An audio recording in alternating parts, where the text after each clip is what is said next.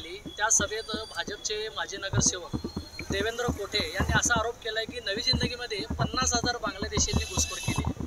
यावर आपली काय प्रतिक्रिया?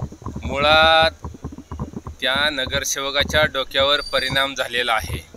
त्याला पहिलं ही विचारा की तू ज्या देवेंद्र फडणवीस आणि नरेंद्र मोदी याच्या नादाला लागून तू भाजपमध्ये गेला, ते तुझा नरेंद्र मोदी, देवेंद्र फडणवीस, अमित शहा बांगलादेशमध्ये जाऊन त्या बांगलादेशीयांचं हातपाय धरण्याचं काम ते करतात।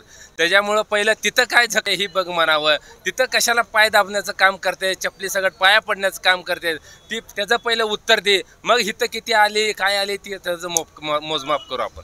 काँग्रेसने स्कीम आणलेली आहे 1 लाख रुपये गरीब महिलांना देणार अशी, पण देवेंद्र कोटे यांचा आरोप आहे की मुस्लिमांना 4-4 बायका आहेत। काँग्रेसचा सरळ हा मुस्लिमांना फायदा देण्यासाठी ही स्कीम राबवली असं त्यांचा आरोप आहे। मुळामध्ये देवेंद्र कोटे यांना जरा लाज आबरू शिल्लक राहिली असती तर ते असं बोललेच नसते। भाजपच्या गोट्यामध्ये जाऊन त्यांना भाजपची नशा चढलेली आहे।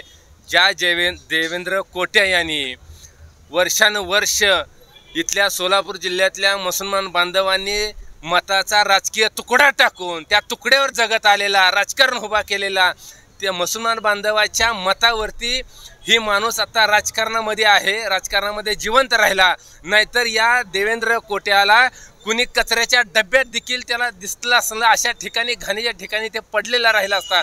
फक्त त्याचं राजकारण या सोलापूर जिल्ह्यातल्या मुसलमान बांधवांच्या जीवावरती जिवंत राहिलं, या देवेंद्र कोट्याने विसरून जाऊ नये।